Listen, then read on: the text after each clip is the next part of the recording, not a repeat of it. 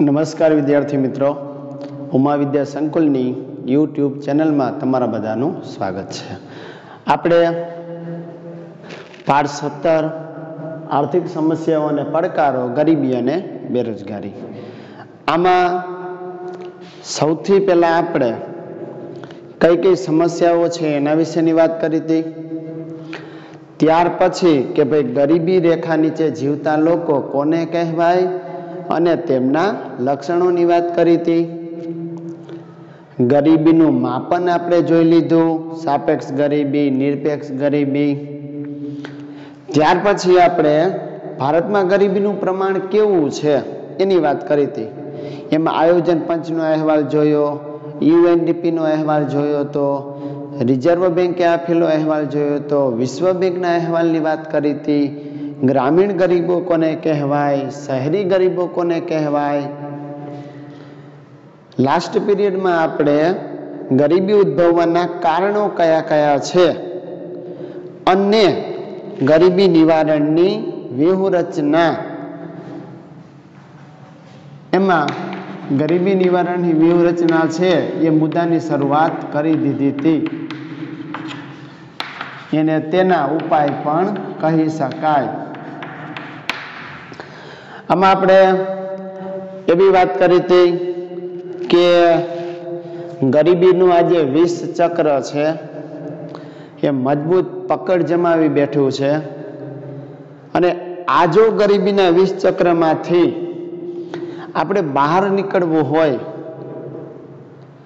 ગરીબોની સંખ્યામાં ઘટાડો કરવો હોય, એમના જીવન ધોરણમાં સુધારો કરવો હોય તો એ માટે સરકારે કેવા કેવા પ્રયાસો કર્યા છે એની વાત કરી. એમાં આપણે એમ કીધું હતું કે વર્તમાન સરકાર કે જે મોટા ભાગે એવું વિચારે છે કે શહેરોનો વિકાસ કરવો જોઈએ, પણ ખરેખર તો ગામડું છે એ અર્થતંત્રનું ધબકતું હૃદય ગણાય છે. વિકાસના જે મૂળિયા છે એ ગામડામાં છે. માટે સરકારે જે શહેરોને સુવર્ણ શિખર તરીકે ગણાવ્યા હતા એ શહેરોના વિકાસની સાથે સાથે હવે ગામડાઓના વિકાસ ઉપર વિશેષ ભાર મૂક્યો છે. એમાં ખાસ કરીને સિંચાઈની સગવડતા વધે, જમીન સુધારણાના કાર્યક્રમ અપનાવ્યા, વાહન વ્યવહાર, સંદેશા વ્યવહાર, વીજળી એવી સુવિધાઓ પૂરી પાડવામાં આવે છે. ત્યાર પછી કે અનેક રોજગારલક્ષી કાર્યક્રમો પણ છે તો એની વાત કરી હતી. હવે એમાં આપણે પેલો મુદ્દો જોઈએ, એના પ્રસ્તાવનામાં તમે લખી શકો, હમણાં જે કીધું તે. આમાં પહેલા તમારે એટલું યાદ રાખવાનું, અહીંયા બે બાબતોનો વિકાસ કરવાનો છે. હવે પેલું કયું છે? શહેરી વિસ્તાર. અને બીજું કયું છે તો કે ગ્રામીણ વિસ્તાર. હવે જો સરકારે શહેરી વિસ્તારનો વિકાસ કરવાનું કેમ વિચાર્યું અને વિકાસ કરવો તો શું કરવું પડે, તો કે સરકારે શહેરી વિસ્તારનો વિકાસ કરવાનું એટલા માટે વિચાર્યું કે શહેરમાં વધારે લોકોને રોજગારી પૂરી પાડી શકાય. હવે રોજગારી પૂરી પાડવી હોય તો શું કરવું પડે, તો કે સરકારે ભારે બરાબર અને જે ચાવીરૂપ ઉદ્યોગો કહેવાય અથવા આપણે કહીએ તો મોટા ઉદ્યોગો,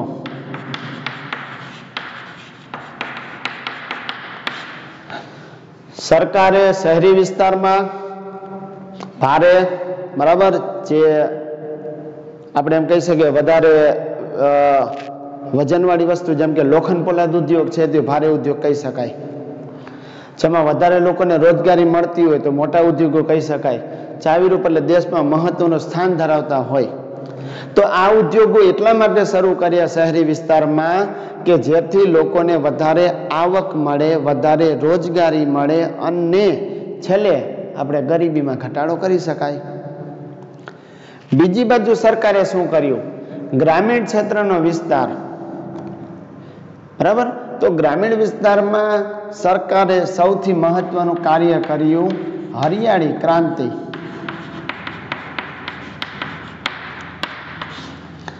હરિયાળી ક્રાંતિ વિશે તમે ચેપ્ટર 10 માં શીખી ગયા. જ્યારે આપણા દેશના ખેડૂતો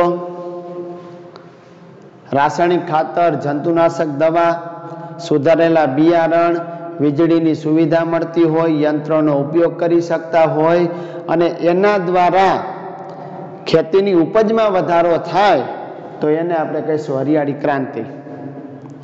એટલે કે હરિયાળી ક્રાંતિ કરી સરકારે.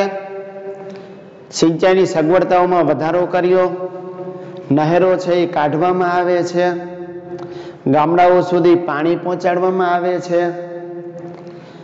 એટલું જ નહીં પણ જમીન સુધારણાના કાર્યક્રમ કર્યા, જમીન ટોચ મર્યાદાનો કાર્ય જે આપણે કાયદો કરીએ એ કર્યો. આમ કરવા પાછળનું કારણ એ હતું કે એના કારણે જમીન વગરના જે ખેડૂતો છે, ઓછી જમીન ધરાવતા જે ખેડૂતો છે એની આવકમાં વધારો કરી શકાય. ત્યાર પછી કે સરકારે ખરેખર જેવું વિચાર્યું ને એવું થયું નહીં. સરકારે અહીંયા એવું વિચાર્યું હતું કે ભાઈ શહેરી વિસ્તારમાં મોટા ઉદ્યોગો શરૂ કરો, ગ્રામીણ વિસ્તારમાં હરિયાળી ક્રાંતિ કરો. શહેરી વિસ્તારમાં ઉદ્યોગો શરૂ થશે એટલે ઉદ્યોગપતિઓને, ધનિક વ્યક્તિઓને લાભ થશે, ગ્રામીણ વિસ્તારમાં જમીનદારોને લાભ થશે અને એનો લાભ પછી ગરીબો સુધી પહોંચાડી શકાશે. આવી સરકારને આશા હતી. પણ સરકારે જેવું વિચાર્યું એવું થયું નહીં. પરિણામે ધનિક વધારે ધનિક બનતો જાય છે, ગરીબ વધારે ગરીબ બનતો જાય છે.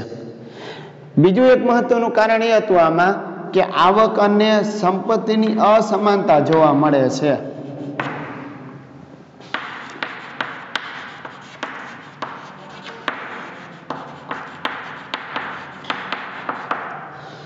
એક તો સરકારે જેવું વિચાર્યું એવું ન થયું કે ભાઈ ઉદ્યોગપતિઓને લાભ થશે, ધનિકોને લાભ થશે, જમીનદારોને લાભ થશે તો ગરીબ માણસો સુધી એનો લાભ પહોંચશે, એવું બન્યું નહીં. બીજી બાજુ શું થયું? આવક અને સંપત્તિની અસમાનતા છે. ધનિક માણસો છે જેની પાસે ઘણી બધી આવક છે, ઘણી બધી સંપત્તિ છે, તો સામે ગરીબોની કોઈ આવક હોતી નથી, એટલે અસમાનતા કહેવાય. આ બાબતને કારણે પણ દેશના ગરીબોની જે પરિસ્થિતિમાં સુધારો થવો જોઈએ એ થઈ શક્યો નથી. ચાલો બીજો મુદ્દો લઈ લઈએ આપણે, અને બીજા મુદ્દામાં આપણે ટૂંકમાં લખીશું કે ભાઈ કરવેરાની નીતિ સરકારે કેવી રાખી હતી. કરવેરાની નીતિ, આમાં જ આપણે જાહેર વિતરણ પ્રણાલીનો મુદ્દો પણ આવશે અને આની અંદર જ વાજબી ભાવની દુકાનોની વાત આવશે. સૌથી પહેલા તમારે એ સમજવું પડે કે ભાઈ કરવેરાની નીતિ કેવી હોવી જોઈએ. તો સરકારે ગરીબોની પરિસ્થિતિ સુધારવા માટે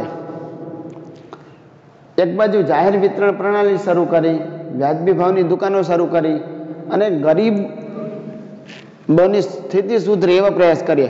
બીજી બાજુ સરકારે શું કર્યું તો કે ગરીબ લોકોને જીવન જરૂરિયાતની વસ્તુઓ મળી રહે અને સામે ધનિક લોકોની જે મોજ શોખની વસ્તુઓ કહેવાય, ભોગ વિલાસની વસ્તુઓ કહેવાય, એની જે આવક કહેવાય એની ઉપર વધારે વેરા નાખ્યા, વધારે કરવેરા નાખ્યા.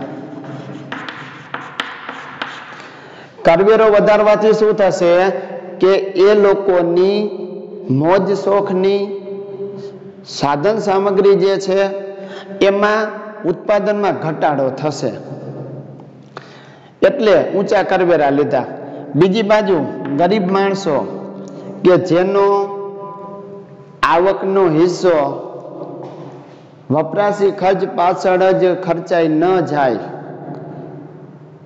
એ લોકો પોતાની જીવન જરૂરિયાતની વસ્તુઓ બજાર ભાવ કરતા ઓછી કિંમતે મેળવી શકે એ માટે સરકારે જાહેર વિતરણ વ્યવસ્થા જે છે એ શરૂ કરી.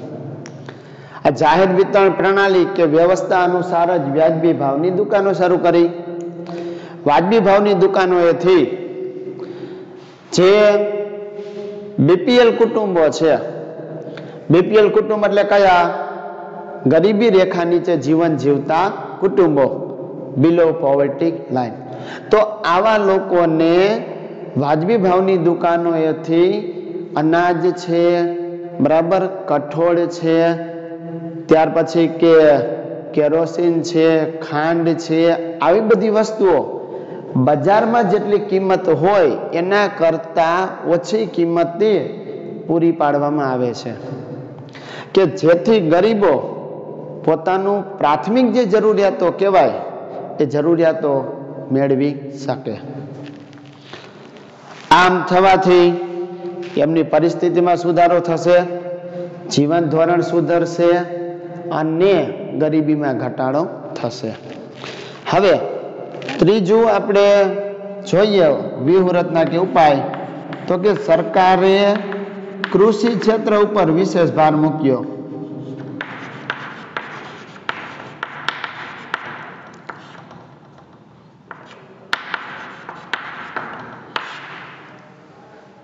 કૃષિ ક્ષેત્ર પર વિશેષ ભાર મૂક્યો કારણ કે વધારે ગરીબી ક્યાં જોવા મળે છે? તો કે ગ્રામીણ વિસ્તારમાં. અને ગ્રામીણ વિસ્તારના લોકોનો મુખ્ય વ્યવસાય કયો? તો કે ખેતી, કૃષિ. માટે સરકારે ગ્રામીણ વિસ્તારમાં ગરીબોની સંખ્યા ઘટે, રોજગારી મળે, આવક મળે, જીવન ધોરણ સુધરે એ માટે કૃષિ ક્ષેત્ર પર વિશેષ ભાર મૂક્યો. આમાં કેવા સુધારા કર્યા? એક તો જમીન સુધારણાના કાર્યક્રમ આવ્યા, ખેડે તેની જમીન, જમીન ટોચ મર્યાદાનો કાયદો આવ્યો કે જેના દ્વારા વધારે જમીન ધરાવતા જે ખેડૂતો છે એમાંથી થોડી ઘણી જો જમીન હોય તો એ જમીન વગરના ખેડૂતોને આપી શકાય, બરાબર. ત્યાર પછી જે મજૂરો છે એના માટેના કાયદાઓ ઘડવામાં આવ્યા છે. સરકાર વીમાની સુરક્ષા પૂરી પાડે છે, ટેકાના ભાવે વસ્તુઓની ખરીદી કરે છે. આમ કરવાથી ખેડૂતોની આવક વધશે, ખેત મજૂરોની આવક વધશે અને એની ગરીબી છે એ ઘટાડી શકાશે. ચાલો ચોથો મુદ્દો જો આપણે જોઈએ તો એ છે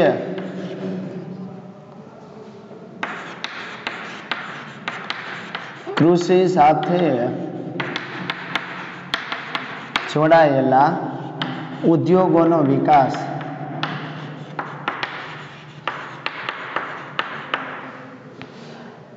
ગ્રામીણ વિસ્તારમાં મોટા ભાગે લોકો ખેતી જ કરે છે, કૃષિ સાથે જોડાયેલા છે, પણ એની સાથે સાથે જો એક તો પશુપાલન પણ ચાલે છે, બરાબર. પશુપાલન છે, પછી ડેરી ઉદ્યોગ છે, ત્યાર પછી મત્સ્ય ઉદ્યોગ છે. જો જંગલ વિસ્તાર હોય તો ત્યાંથી વનીકરણ એટલે કે જંગલો છે એનો ફેલાવો કરવો, વધારે વૃક્ષો વાવવા અને જંગલમાંથી મળતી ઔષધિઓ પદાર્થો કે પછી કિંમતી જે વૃક્ષો છે એનું લાકડું આ બધું મેળવી શકાય. ખેડૂતોને માત્ર ખેતી ઉપર જ આધાર ન રાખવો પડે. એ સિવાયના આજે તમને ઉદ્યોગ કે ક્ષેત્ર કીધા એમાંથી પણ ખેડૂતો કે મજૂરો છે એ આવક મેળવી શકે એ માટે સરકારે ખાસ પ્રયાસ કર્યા છે. આમ થવાથી એમની આવક વધશે, રોજગારી વધશે, નવા ઉદ્યોગ ધંધા પણ શરૂ કર્યા છે. એમાં ખાસ કરીને કેવા ઉદ્યોગો શરૂ કરવા જોઈએ? તો કે નાના પાયાના જે લઘુ ઉદ્યોગો છે, કુટીર ઉદ્યોગો છે, આવા ઉદ્યોગો શરૂ કરવા. મોટા જે ઉદ્યોગો છે ને એમાં એવું બનતું હોય કે મોટા ઉદ્યોગોમાં જેમ બને એમ વધારે યંત્રોનો ઉપયોગ થતો હોય અને આ જે યંત્રોને કારણે બેરોજગારી વધે. કારણ કે જ્યાં 5 માણસોની કામ હોય ત્યાં યંત્ર કામ કરે તો અહીંયાથી માણસોને રોજગારી ન મળે. 1-2 વ્યક્તિ છે યંત્ર ચલાવે એટલે એને રોજગારી મળે. એટલે સરકારે એવો પ્રયાસ કર્યા કે મોટા ઉદ્યોગો કે જેમાં વધારે યંત્રોનો ઉપયોગ થાય છે એના બદલે લઘુ કે કુટીર ઉદ્યોગો શરૂ કરવા જેમાં યંત્રો નહીં પરંતુ માનવ શ્રમની વધારે જરૂર હોય. એટલે કે લોકો તેમાં જોડાશે, બરાબર, ત્યાર પછી ત્યાં રોજગારી મેળવશે, આવક મળશે, ગરીબી ઘટશે. એટલું જ નહીં પણ સરકારે કેટલાક ઉદ્યોગોને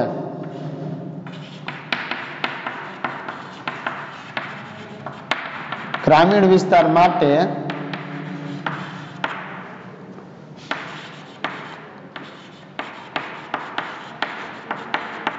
અનામત રાખ્યા.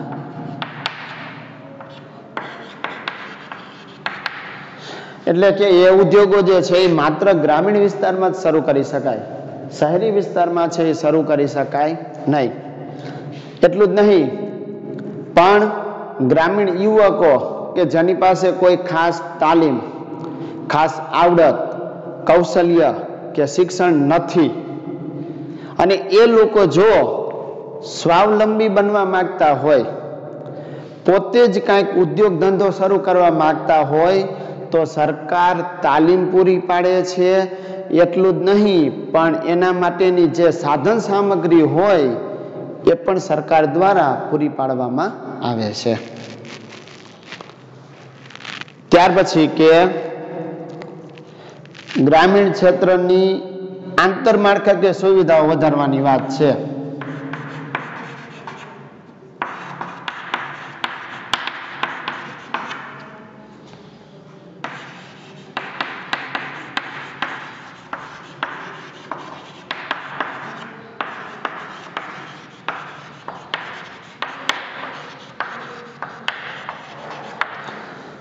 હવે અહીંયા તમને પ્રશ્ન થાય કે ભાઈ આંતરમાળખાકીય સુવિધાઓ કઈ કઈ કહી શકાય?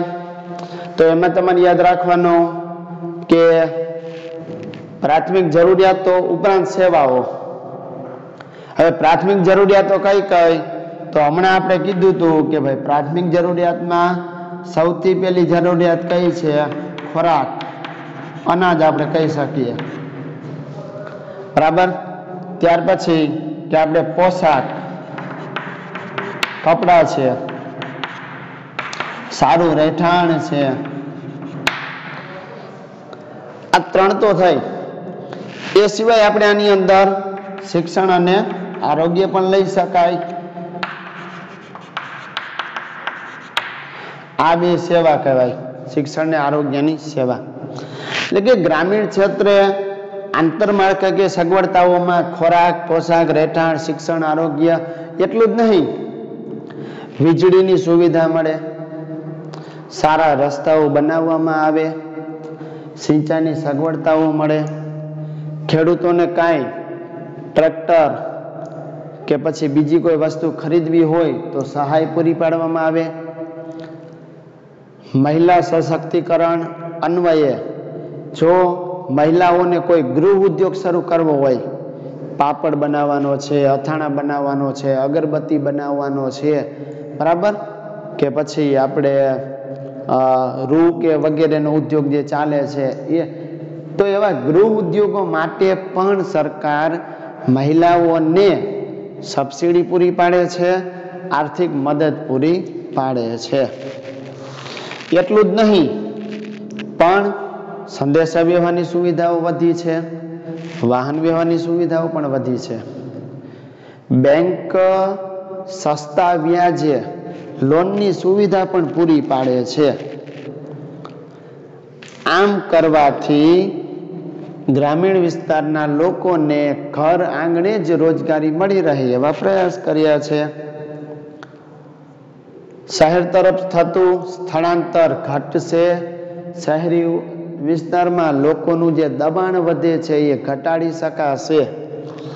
હવે શિક્ષણ માટે શું કર્યું સરકારે? તો કે શિક્ષણ માટે પ્રાથમિક શાળાઓ છે, માધ્યમિક શાળાઓ છે, ઉચ્ચતર માધ્યમિક શાળાઓ છે, નજીકના વિસ્તારમાં કોલેજો શરૂ કરી, ITI શરૂ કર્યા, ડિપ્લોમા કોલેજો શરૂ કરી છે કે જેમાં વિદ્યાર્થીઓ છે એ કંઈક સારું શિક્ષણ મેળવી શકે, પ્રાયોગિક જે જ્ઞાન છે, પ્રેક્ટિકલ નોલેજ એ પણ મેળવી શકે કે જેના દ્વારા એ પોતે જ પોતાનું કામ મેળવીને અથવા જાતે પોતે કામ કરીને રોજગારી મેળવી શકશે. આ માટે સરકાર જે શિષ્યવૃત્તિ આપે છે, આશ્રમ શાળાઓ પણ શરૂ કરવામાં આવી છે. આમ ગરીબીનો જે રાક્ષસ છે એ રાક્ષસને જો કાબૂમાં રાખવો હોય તો અહીંયા સૂચવેલા જે પગલાઓ છે એ પગલાઓને આપણે જેમ બને એમ ઝડપથી અમલ થાય એ જરૂરી છે. કારણ કે ગરીબી છે એ ઊંડે સુધી ઘર કરી ગઈ છે. એના જે જડમૂળ છે, એના જે મૂળ છે એ બહુ દૂર સુધી ફેલાઈ ગયા છે. તો આ ગરીબીને જડમૂળમાંથી ઉખેડી નાખવી હોય એવું ભારતનું એક સપનું છે. અને વિશ્વ બેંકે તો એવું કીધું છે કે ભાઈ 2030 સુધીમાં તો ગરીબી છે એ નાબૂદ થઈ જવી જોઈએ. હવે આપણા દેશે વિશ્વ બેંકનો જે ટાર્ગેટ છે ત્યાં સુધી જો પહોંચવું હોય તો હજી ઘણા બધા પ્રયાસ કરવાના બાકી છે. આમ તમારે વ્યૂહરચનાને ટૂંકમાં તમે આ રીતે યાદ રાખી શકો. પહેલા તમારે વિચારવાનું કે ભાઈ સરકારે બે વિસ્તાર, શહેરી વિસ્તાર અને ગ્રામીણ વિસ્તાર, અને બીજું એક સૂત્ર પણ આપ્યું હતું. એ સૂત્ર આવું હતું, ગરીબી હટાવો.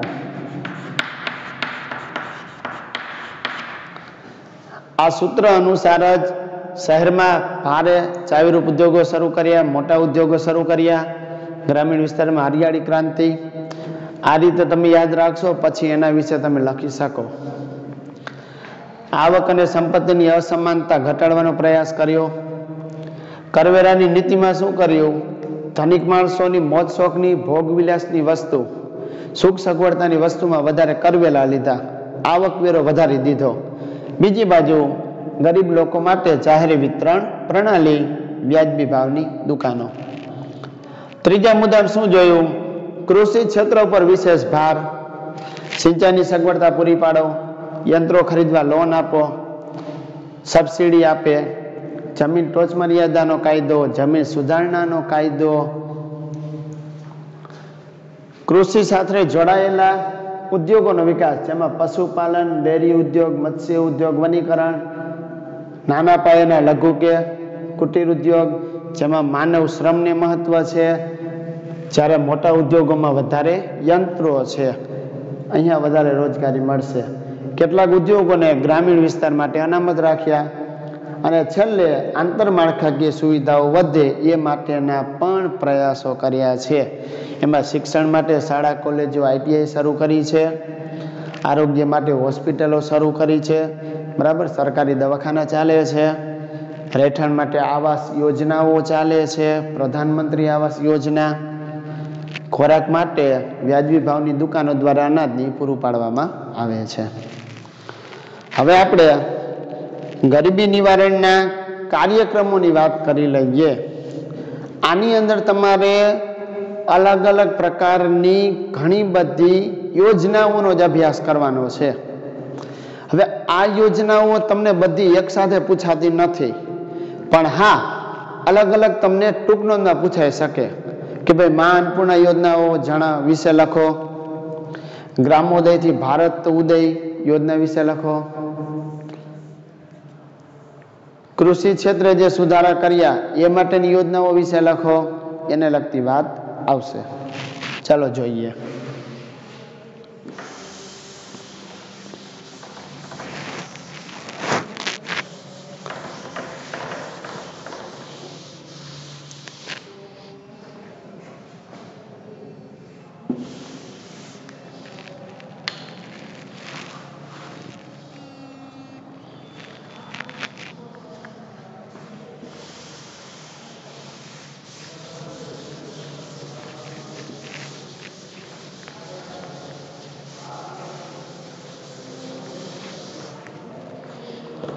ગરીબી નિવારણ કાર્યક્રમ.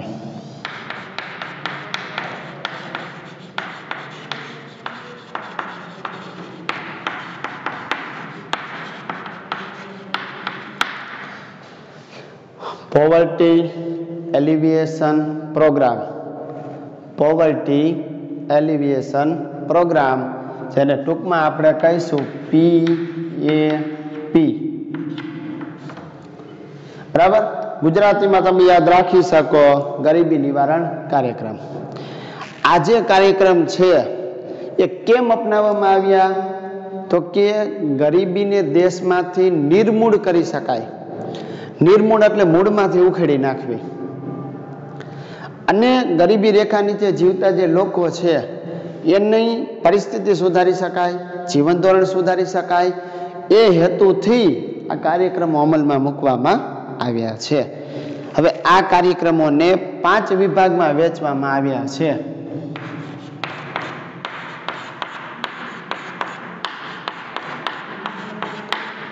આ 5 વિભાગ એટલે કયા? પેલું છે વેતનયુક્ત રોજગારીના કાર્યક્રમ.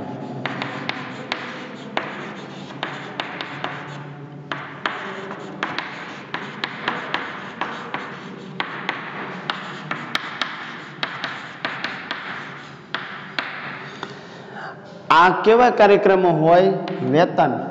વેતન એટલે જેમાં પગાર મળતો હોય. માનો કે પ્રધાનમંત્રી સડક યોજના છે, અથવા કોઈ ગામડાની અંદર તળાવ બનાવવામાં આવે છે, રાહત કાર્ય ચાલુ છે, કોઈ નહેર કાઢવામાં આવે છે, તો એ જ્યારે શ્રમિકો જોડાય અને એ શ્રમિકોને વેતન એટલે કે પગાર મળે એવા કાર્યક્રમ એટલે વેતનયુક્ત રોજગારીના કાર્યક્રમ. બીજું છે એ છે સ્વરોજગારીના કાર્યક્રમ છે.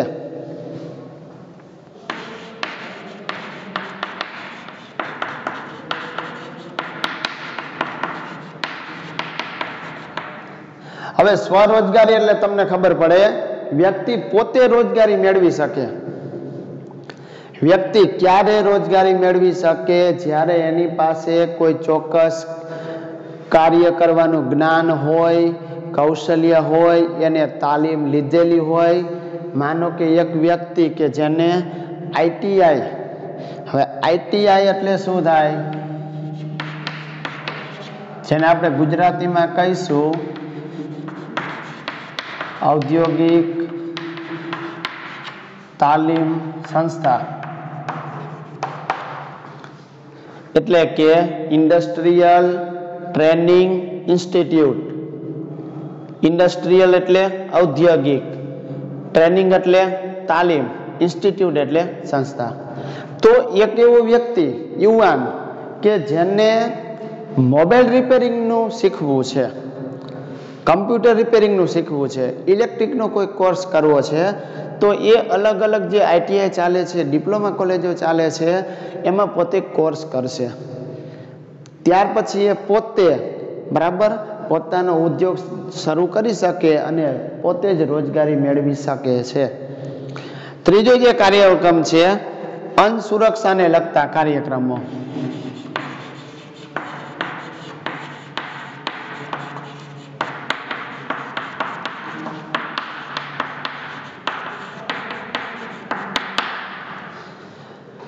લોકોને અનાજ મળી રહે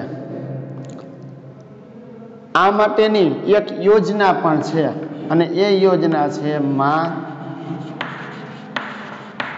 અન્નપૂર્ણા યોજના.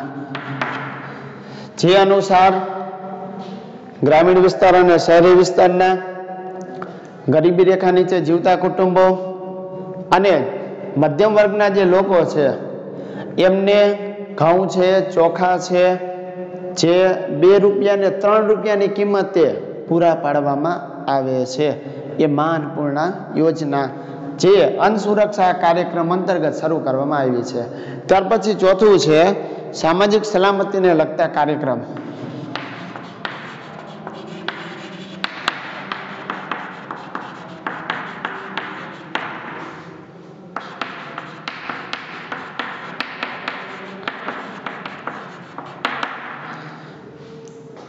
દરેક સમાજના લોકો કે જે કંઈક સલામતી અનુભવી શકે, ગ્રામીણ વિસ્તારમાં જ પોતાનું વસવાટ કરી શકે, એમને મળતા જે હક છે એ મળે, એમની ફરિયાદોને સાંભળવામાં આવે, એમનો વિકાસ થાય, એ માટેના કાર્યક્રમ આની અંદર આવશે. અને છેલ્લે શહેરી ગરીબી નિવારણના કાર્યક્રમ.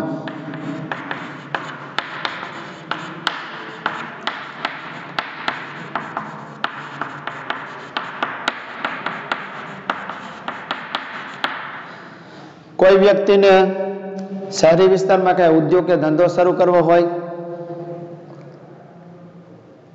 ડેરી ઉદ્યોગ છે એ કદાચ શરૂ કરવો હોય, તો સરકાર સબસિડી પૂરી પાડે છે. એટલું જ નહીં પણ આર્થિક મદદ પણ પૂરી પાડે છે, જેથી શહેરી ગરીબોની સંખ્યામાં પણ ઘટાડો કરી શકાય. હવે એમાં આપણે સૌથી પહેલા કૃષિ ક્ષેત્રની વાત કરી લઈએ. આ 5 જે કાર્યક્રમો છે એ અનુસાર બરાબર કૃષિ ક્ષેત્રનો વિકાસ થાય, સિંચાઈની સગવડતાઓ મળે, નવી સડકોનું નિર્માણ થાય, પાકનું સંરક્ષણ થાય. પાકનું સંરક્ષણ કરવું હોય તો એક તો જંતુનાશક દવા ઉપયોગ કરવી પડે, અને ખેતરની ફરતે તારની વાડ પણ બાંધવી પડે, વીજળીની સુવિધા મળવી જોઈએ, બરાબર. તો એ પાકનું સંરક્ષણ એ થશે. ત્યાર પછી કે ખેતી અને ખેત પેદાશોનું વેચાણ થાય. હવે એના માટે એપીએમસી છે,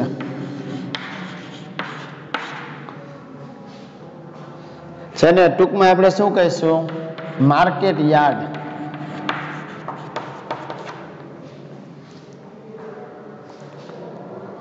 બરાબર, માર્કેટ યાર્ડ બનાવવામાં આવ્યા છે. આ માર્કેટ યાર્ડ છે કે જ્યાં ખેડૂતો પોતાનો જે પાક છે એનું વ્યાજબી ભાવે બરાબર વેચાણ કરી શકે છે.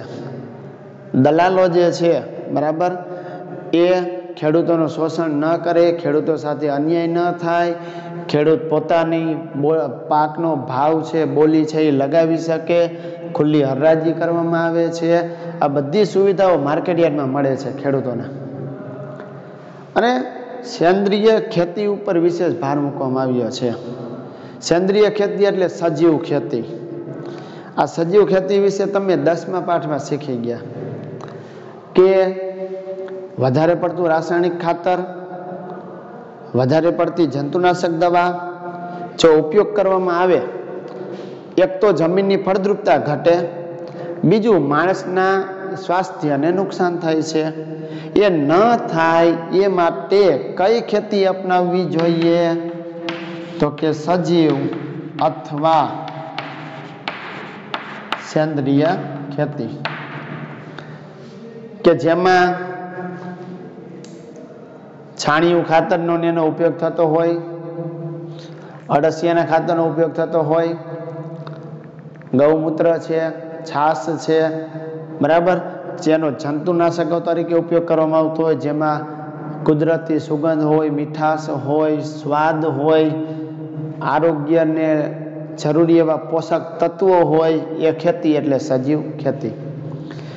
એટલે કે કૃષિ ક્ષેત્રનો વિકાસ થાય, સિંચાઈની સગવડતા મળે, બરાબર, પછી કે ખેત પેદાશોનું વેચાણ થાય, પાકનું સંરક્ષણ થાય, સારી સડકો બનાવવામાં આવે. આ બધી બાબતો માટે સરકારે પ્રયાસ કર્યા. એનો લાભ એ થશે કે એનાથી ગરીબોને આવક મળશે. આવક મળશે તો એમની ગરીબીમાં ઘટાડો કરી શકાશે. એમાંનો પહેલો કાર્યક્રમ એટલે પ્રધાનમંત્રી કૃષિ સિંચાઈ યોજના.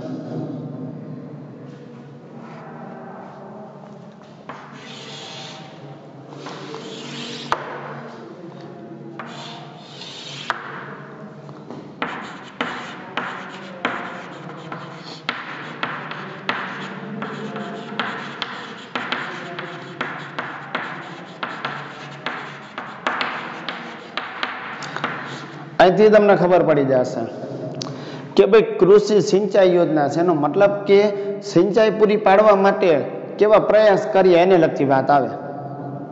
જો સૌથી પહેલા તો ખેતીમાં આવક કે ઉપજમાં વધારો થાય, કૃષિ સાથે જોડાયેલા જે વિભાગો છે પશુપાલન, મત્સ્ય ઉદ્યોગ, એનો વિકાસ થાય, સિંચાઈની સગવડતામાં વધારો થાય, જમીનને સિંચાઈ હેઠળ લઈ લેવામાં આવે, ટપક પદ્ધતિથી સિંચાઈ કરવામાં આવે.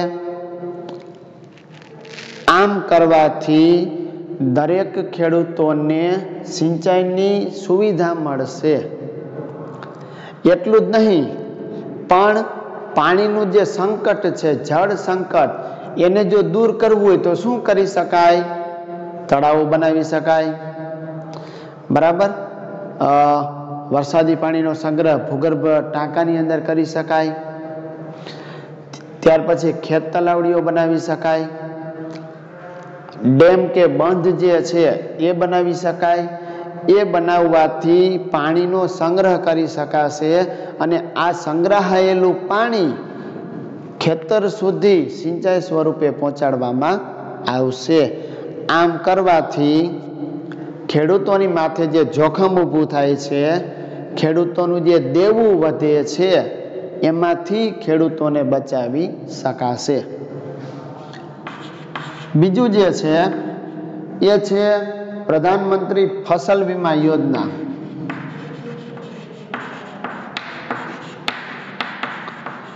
ફસલ એટલે પાક.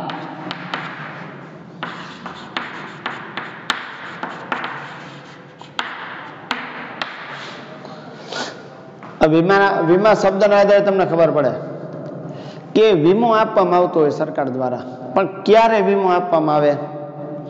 કોઈ ખેડૂતે પોતે જે પાક વાવેલો છે અથવા પાકનો સંગ્રહ કરેલો છે અને જો કોઈ કુદરતી આપત્તિ આવી પડે, માનો કે પાક વાવેલો છે અને પૂર આવે, વધારે પડતો વરસાદ પડે, તો શું થાય? પાક ધોવાઈ જાય એટલે કાંઈ ઉગે નહીં, આવક મળે નહીં. એ જ રીતે માનો કે દુષ્કાળ પડે તો પણ કાંઈ આવક નથી મળવાની, પાક નથી ઉગવાનો. પછી કે જે સંગ્રહ કરેલો છે એને જો નુકસાન થાય તો આવી બધી બાબતોમાં સરકાર ખેડૂતોને એનો વીમો છે એ પૂરો પાડે છે. આ માટે ખેડૂતોએ વીમાનું જે પ્રીમિયમ હોય એ નક્કી કરેલા સમયે ભરવું પડે છે. એટલું જ નહીં, ટેકાના ભાવે કપાસની ખરીદી પણ કરવામાં આવે છે. પાકને નુકસાન થયું હોય તો વળતર પણ આપવામાં આવે છે. ત્રીજું છે અને એ છે રાષ્ટ્રીય પેયજળ કાર્યક્રમ.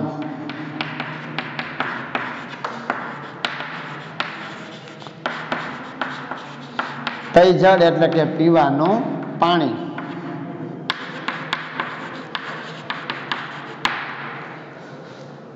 સરકારે જેમ બને એમ ગ્રામીણ વિસ્તારના દૂરના જે પછાત કે અંતરિયાળ ગામડાઓ છે ત્યાં સુધી પણ અત્યારે ખાસ તો નર્મદા કેનાલ છે, સરદાર સરોવર યોજના, નર્મદા નહેર, તો એના દ્વારા લગભગ બધા ગામડાઓ સુધી પીવાનું પાણી જે પહોંચાડવામાં આવે છે.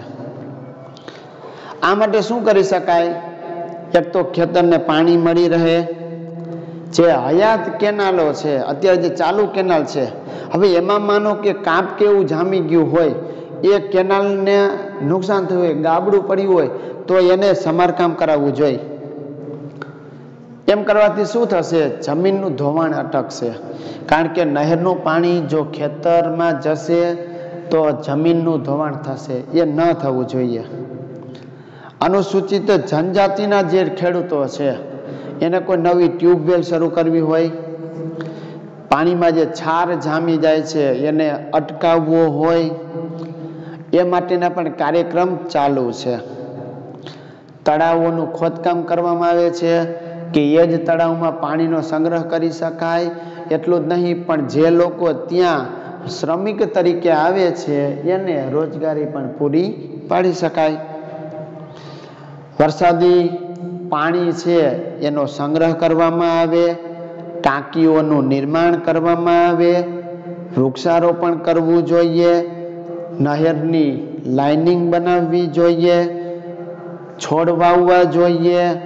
આમ કરવાથી એક તો પર્યાવરણ છે એનું જતન થશે, સાથે સાથે જે લોકો બરાબર ગરીબી રેખા નીચે જીવે છે એની આવક વધશે, ગામડાઓમાં સુધારો થશે અને પીવાનું ચોખ્ખું પાણી પણ મળી રહેશે.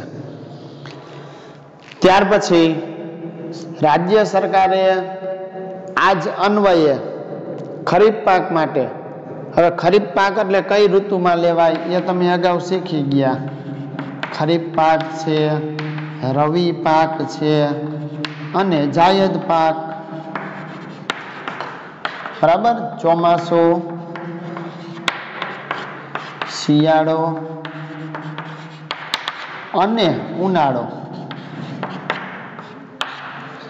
ખરીફ પાક ચોમાસામાં લેવાય, રવિ પાક શિયાળામાં, જાયદ પાક ઉનાળામાં. એટલે કે આપણા રાજ્યની સરકારે આ યોજનાનો લાભ મળે ખેડૂતોને. એટલે ખરીફ પાક માટે બહુ ઓછા વ્યાજે બેંક દ્વારા ધિરાણ પૂરું પાડવામાં આવે છે. એટલું જ નહીં, પશુપાલન માટે અથવા તો ખાતરનો સંગ્રહ કરવો હોય તો એના માટેની પણ સુવિધાઓ છે. સહકારી મંડીઓ બનાવવામાં આવ્યા છે.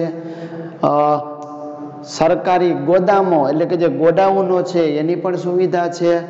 કોલ્ડ સ્ટોરેજ પણ બનાવવામાં આવ્યા છે કે જેમાં વસ્તુઓનો સંગ્રહ કરી શકાય.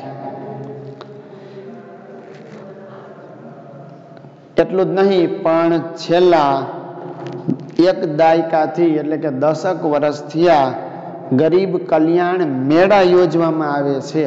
આ ગરીબ કલ્યાણ મેળામાં ખેડૂતોને જે બિયારણ છે એ આપવામાં આવતું હોય, જે આખી કીટ કહેવાય એટલે કે સાધન સામગ્રી પણ પૂરી પાડવામાં આવે છે.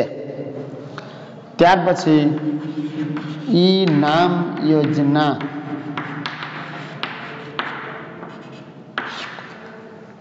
આ યોજના અન્વયે સરકારે રાષ્ટ્રીય કૃષિ બજાર ઊભું કરવાનું છે. એટલે કે ખેડૂત છે એ કોઈ પણ સ્થળેથી પોતાનો જે પાક છે એની બોલી લગાવી શકે. આનો ફાયદો જે વચેટિયાઓ છે, દલાલો છે કે જે ખેડૂતોનું શોષણ કરે છે, ઓછા ભાવે વસ્તુની ખરીદી કરી લે છે અને પછી વેપારીઓ હોય મોટા એને વેચીને નફો મેળવતા હોય છે, એવા વચેટિયા કે દલાલોથી ખેડૂતોને બચાવવા માટેની આ યોજના એટલે કે ઈ-નામ યોજના છે. આજે આટલું રાખીએ. નેક્સ્ટ પીરિયડની અંદર આપણે ગ્રામોદયથી ભારત ઉદય યોજના છે, બરાબર, મા અન્નપૂર્ણા યોજના છે, મનરેગા યોજના છે, આવો મુદ્દાઓ વિશેની વાત કરીશું. આજનું તમારું હોમવર્ક શું? તો આજનું તમારું હોમવર્ક આપણે જે ગરીબી નિવારણની વ્યૂહરચના જોઈ અથવા એના ઉપાયો જોયા એ રફ નોટમાં વિગતવાર લખી લેજો.